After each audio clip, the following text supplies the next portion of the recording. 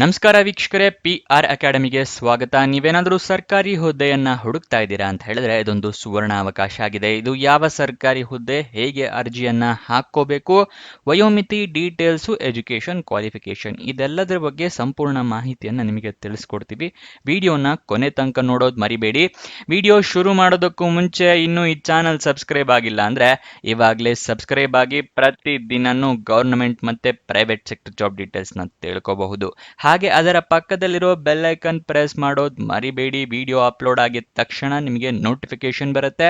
ಆದಷ್ಟು ಬೇಗ ನೀವು ಅರ್ಜಿಯನ್ನ ಹಾಕೋಬಹುದು. ಇವಾಗ ವಿಡಿಯೋನ ಶುರು ಮಾಡೋಣ. CFTRI ನಲ್ಲಿ ವೇಕೆನ್ಸಿಯನ್ನ ಕರೆದಿದ್ದಾರೆ.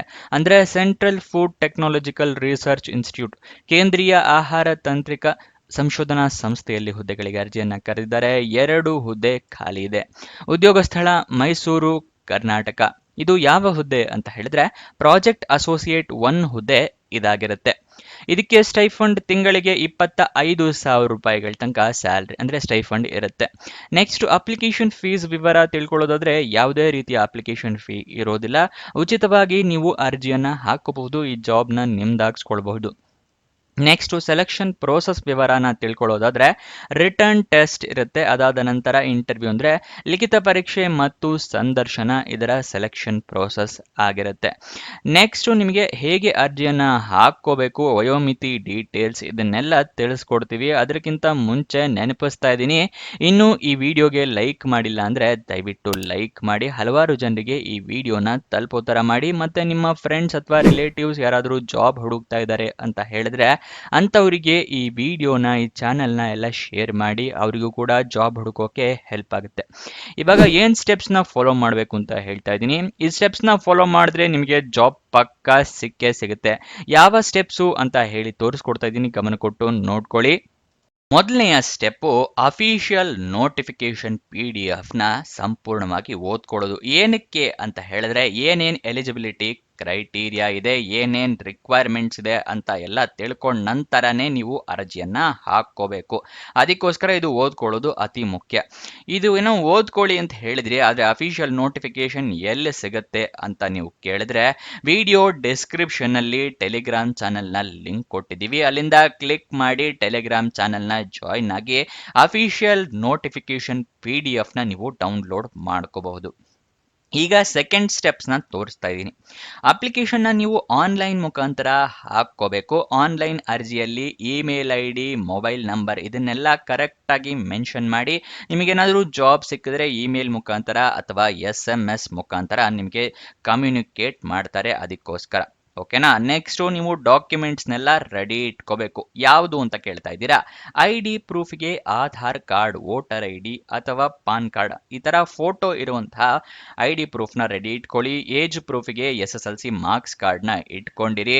ನೆಕ್ಸ್ಟು ನಿಮ್ಮ ಎಜುಕೇಷನ್ ಕ್ವಾಲಿಫಿಕೇಷನ್ಗೆ ಮಾರ್ಕ್ಸ್ ಕಾರ್ಡು, ಸರ್ಟಿಫಿಕೇಟು ಎಲ್ಲ ಇಟ್ಕೊಂಡಿರಿ. ರೆಸ್ಯೂಮೆ ಇಟ್ಕೊಂಡಿರಿ.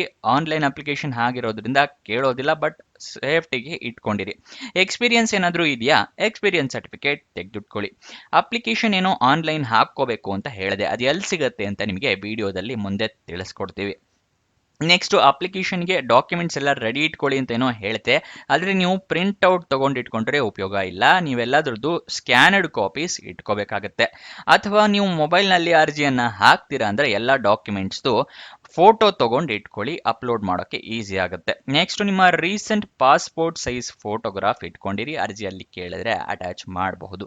ಅಪ್ಲಿಕೇಶನ್ ಎಲ್ಲ ಫಿಲಪ್ ಮಾಡಿದ ನಂತರ ಸಬ್ಮಿಟ್ ಬಟನ್ನ ಕ್ಲಿಕ್ ಮಾಡ್ತೀರಲ್ಲ, ಸಬ್ಮಿಟ್ ಬಟನ್ನ ಕ್ಲಿಕ್ ಮಾಡಿದ ಮೇಲೆ ಅಪ್ಲಿಕೇಶನ್ ನಂಬರು ಅಥವಾ ರಿಕ್ವೆಸ್ಟ್ ನಂಬರ್ ಈ ಥರ ಏನಾದರೂ ಬಂದರೆ ಅದನ್ನು ಬರೆದು ಇಟ್ಕೊಳ್ಳಿ ಅಥವಾ ಫೋಟೋ ತೊಗೊಂಡು ಇಟ್ಕೊಳ್ಳಿ. ನಿಮ್ಮ ಫ್ಯೂಚರ್ ರೆಫರೆನ್ಸ್ಗೆ ಅದು ಬೇಕಾಗುತ್ತೆ.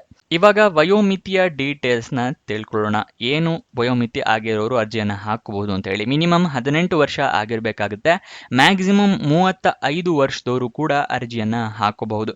18 ವರ್ಷ ನಿಮಗೆ 13 ಮೇ 2025ಕ್ಕೆ ಆಗಿರಬೇಕಾಗತ್ತೆ. ಗೊತ್ತಾಯ್ತಲ್ವಾ?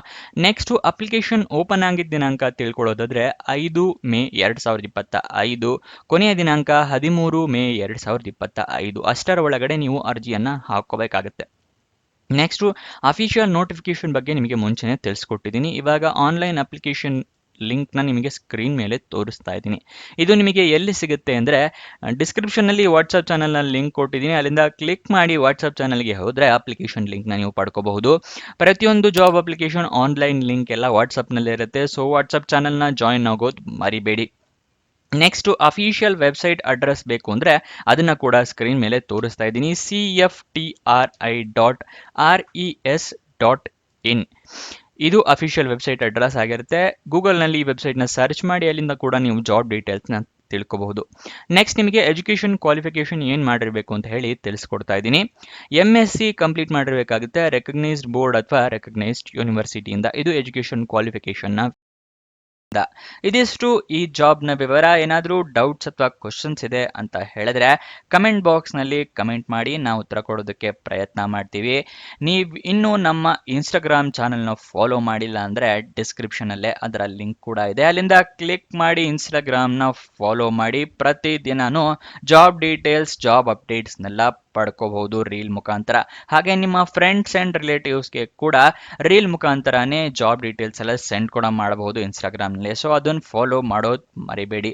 ಕೊನೆ ತನಕ ನೋಡಿದ್ದಕ್ಕೆ ಧನ್ಯವಾದ. ಇನ್ನೊಂದು ಜಾಬ್ ವಿಡಿಯೋ ಜೊತೆ ಸಿಗೋಣ. ಬಾಯ್ ಬಾಯ್.